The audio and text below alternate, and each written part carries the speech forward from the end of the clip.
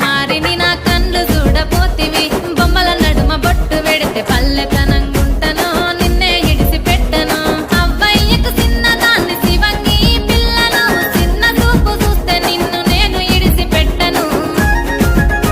ఓ పిల్లగా అరే